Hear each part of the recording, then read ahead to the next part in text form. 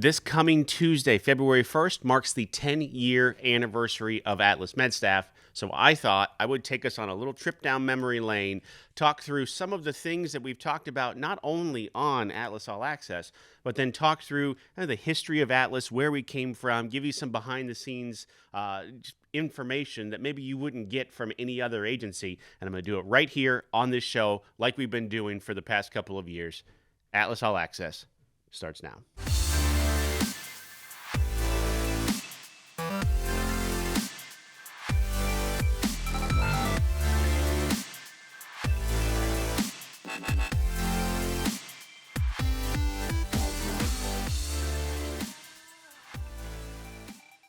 All right, 10 years. I was going to have a guest for this, and then I thought, no, I just want to kind of walk through just some of the details about Atlas and give you just maybe pull the curtain back a little bit and look. And I have one specific reason why.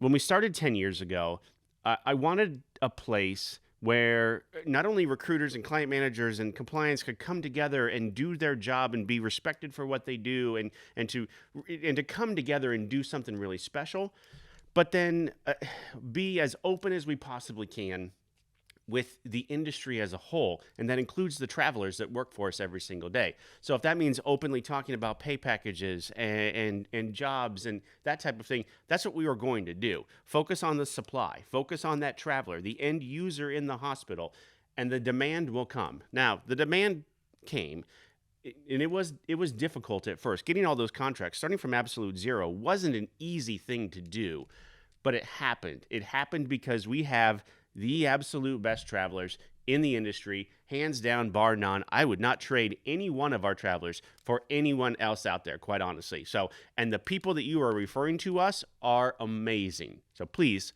keep doing that. I want to go through some stats for you, though, really quick. In the 10 years that Atlas has been around, we started from zero, absolutely nothing. And I think you've seen that in a couple of the videos already, like 8 cubes and 4 full-time employees and a part-time employee in 2012 to what we have today, over 175 employees, the 20th largest travel nurse staffing company in the country, according to SIA, and we've only gotten better this year. This year has been pretty fantastic. Those are actually last year's numbers. We were the fastest growing staffing company in 2017 in all of staffing.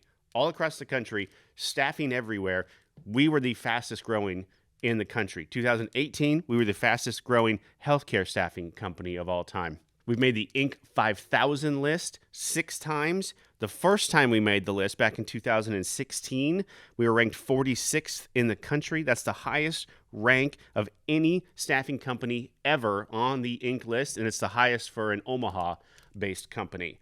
We're the largest veteran-owned staffing company, thanks to my friend Steve Ryan, who served his country right after getting out of high school.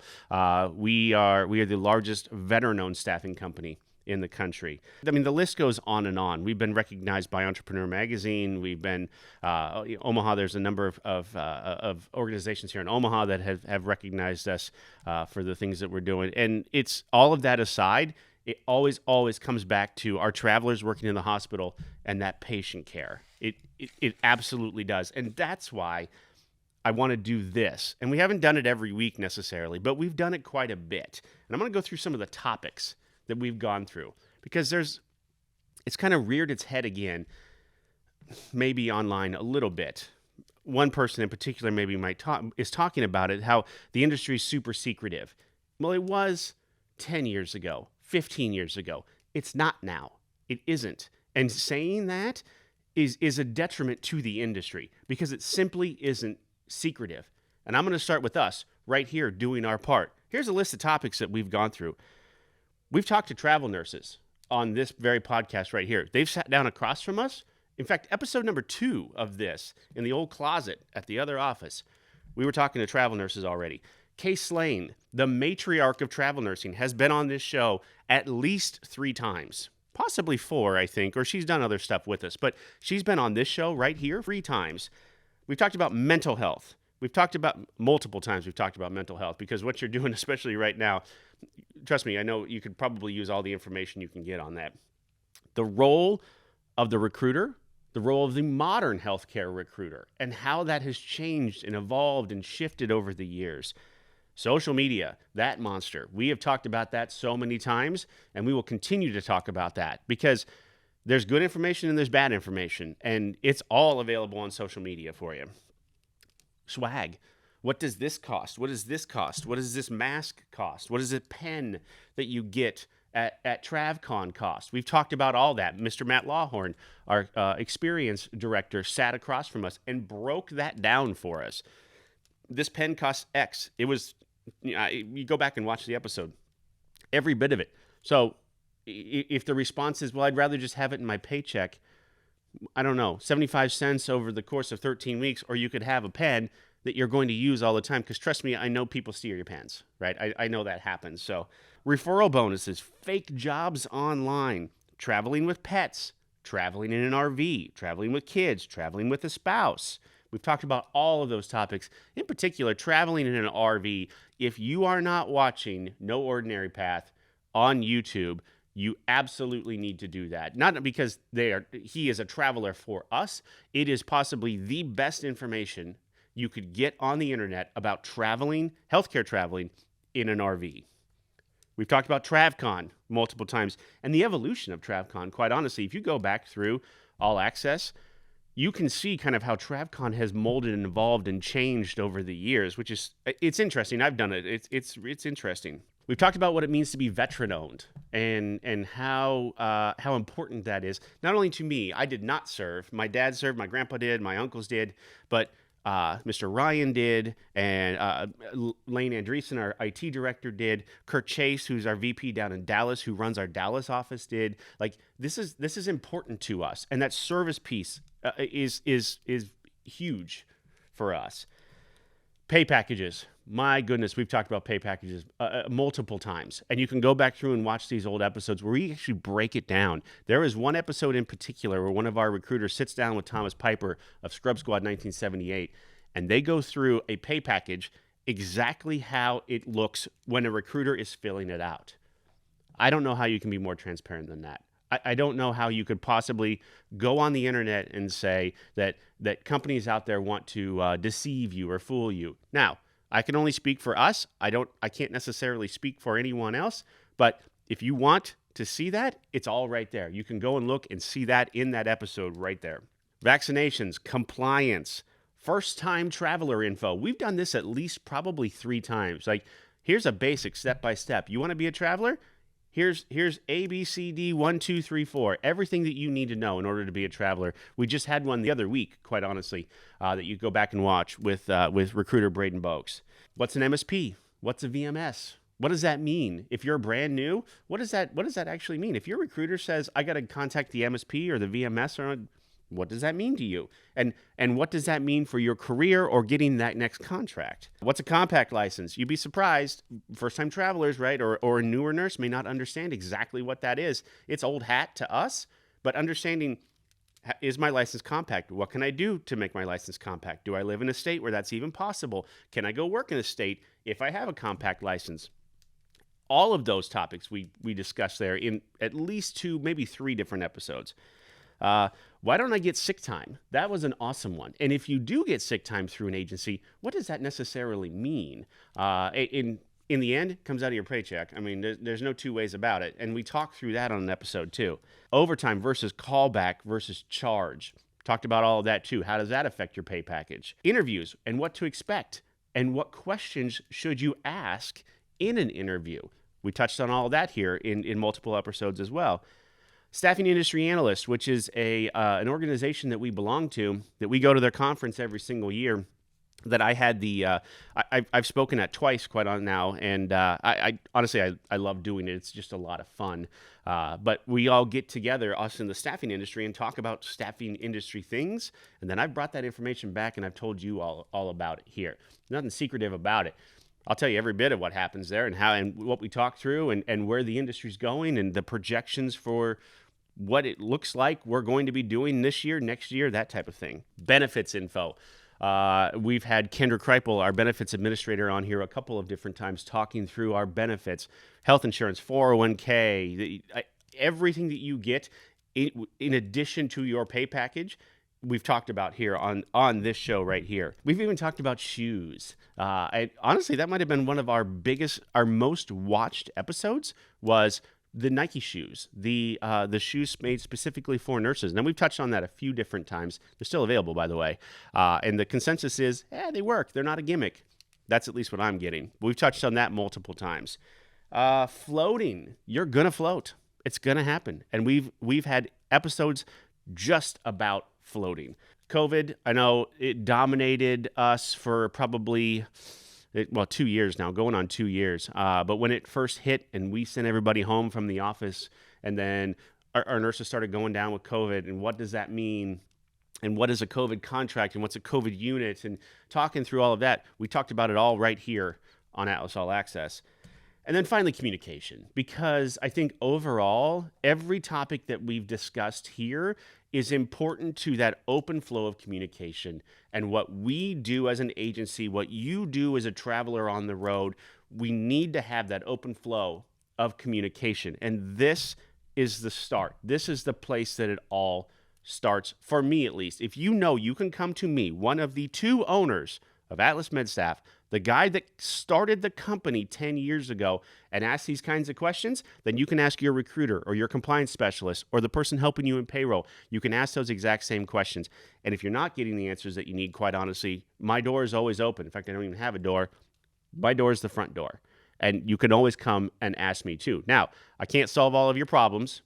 However, I can certainly help you find the answers that you need. We have had a number of agencies on here. Our competitors, quite honestly, have been on here. I believe 6 different agencies have been on here sitting across from me, in that chair. We've talked to, like I said, Kay Slane from Travel Nurse Newbies and Highway Hypodermics, who has been around forever, who has been in travel nursing since it seems like the beginning of time. That wasn't an old joke, Kay, I promise. The founder of Wanderly has been on with us. The founder of Kamana, the founders of Kamana have been on with us. I had already mentioned him. The founder of Scrub Squad 1978, Thomas Piper, has been on with us. Kyle Schmidt, the founder of Blue Pipes, has been on with us. If there was a pioneer in the industry 10 years ago, at least from an online perspective, it's Kyle and Blue Pipes. The founder of NurseFly was with us. The founder of Moxie Mentoring, who probably trained your recruiter, quite honestly, located right here in Omaha, Nebraska. Both Adam Gomez and Sherry Dalton have been on with us as well. That's just a quick list of some of the topics that we've discussed, and some of the things, all of them, quite honestly, I'm really proud of. Being able to openly talk about and having these open discussions is exactly what our industry needed. We didn't have it 10 years ago. We do right now. And if someone online is telling you that we don't, they're not telling you the truth, quite honestly. So, which brings me to not industry news, but thank yous.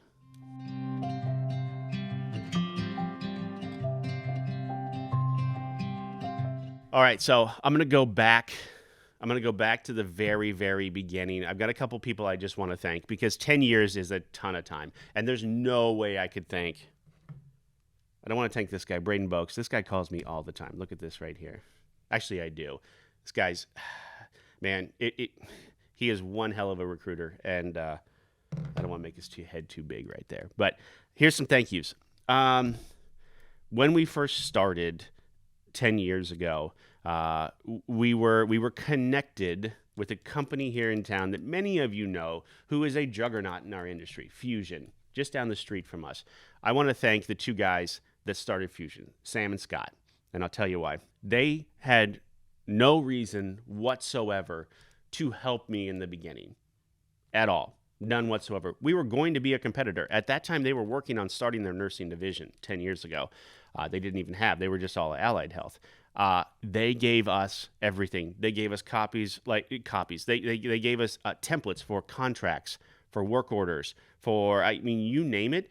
They were there, and they gave us this information. They were key. They were vital to our success in the beginning. They let us use their conference room down the street, which eventually became our second office, ironically, when they moved out. but they let us use their conference room down there a couple times, and we simply just didn't have the space in our little tiny space. There are so many friends in the industry I want to thank. There's so many agencies out there that we talk to every single day that I'm so grateful for, to have that open line of communication and understand we're doing the same things out here. We're fighting these same fights, and in the end, they understand it's all about patient care just the way I do too, and that's important to them. I want to thank Health Trust and the staffing arm of Healthcare Corporation of America, HCA. They were the very first one. They were our very first MSP to give us a chance. And I flew down to Miami on my own dime early on, man, when we didn't have two pennies to rub together, and we signed that contract there. And it wasn't easy in the beginning, and they told us it wasn't going to be. And we've become one of their premier providers, and they've been with us the whole time. And I heartfelt thank you to everyone at Health Trust. That means a lot. It means a lot. And then here in the office, I want to thank three guys, and I want to thank everyone obviously in the office or whatever, but I want to thank three guys in particular. Kurt Chase, VP down in Dallas, the guy that is running our Dallas office right now, who we talked to just a few months back here right on this show about the Dallas office. If there's one guy that could be the one to make Dallas successful for Atlas MedStaff, it's Kurt Chase. And he came over here and has done everything we've asked of him and more, and I want to thank him personally. Steve Seitner, our Chief Operating Officer, he and I started at Medical Solutions on the same day in 2004, on the same exact day. Now, he had like a year's worth of experience at Arias before I did, but he and we've been together virtually for 18 years. It's like, I don't even know, like an old married couple or something.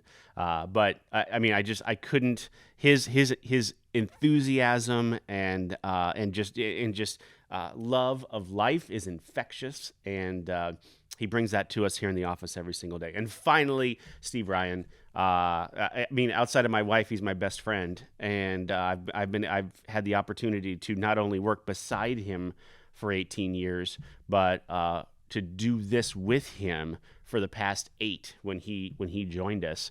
And I've told that story before, how we would sit at those baseball games out at Werner Park and watch the Omaha Storm Chasers play, and I would talk to him about this thing I'm doing. Come do this startup with me. I'm doing this, and he was making really good money at a different place, and eventually he said yes, and that changed everything, and it changed my life, and everyone's life here. I will never ever have enough gratitude for him, ever. So, Mr. Ryan, thank you so much. It means more to you than I can possibly ever express.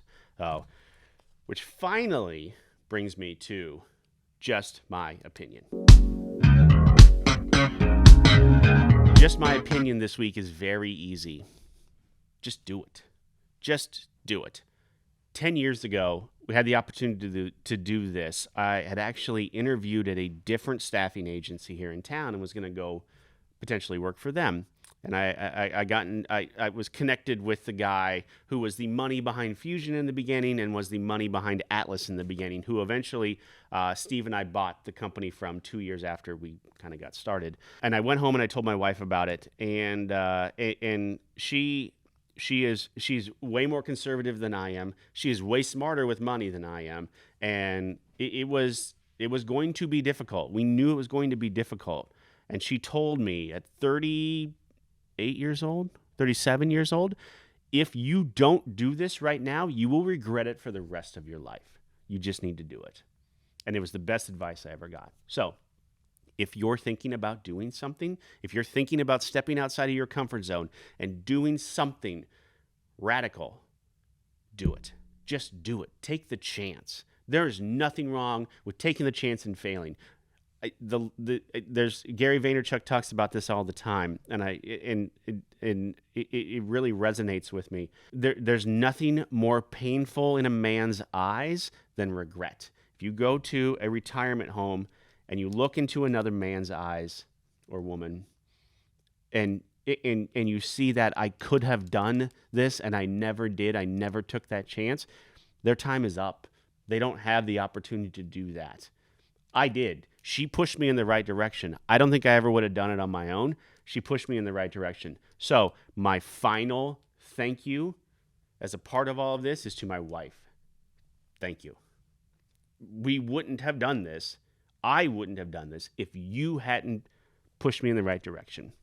So I get up every morning and I think about that as I drive into work and I listen to my podcasts and I see the people walking in the door. Like the reason why we're here is because of what you said to me. So there you go. 10 years. Now, are we going to do this again at 15? I hope so. Am I still going to be here at 20?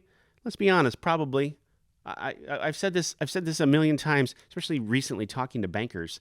I finally found something I'm good at. I don't think I want to do it. In fact, I know I don't want to do anything else. We've been asked before, are you going to sell? Is Atlas going to sell? Are you, or whatever? What would I do? I like doing this. I like coming to work every day. The answer is no. I'm going to be here. I'm going to be right there. And Steve's going to be right there. And Mr. Seitner's going to be right there. And Kurt Chase is going to be in Dallas.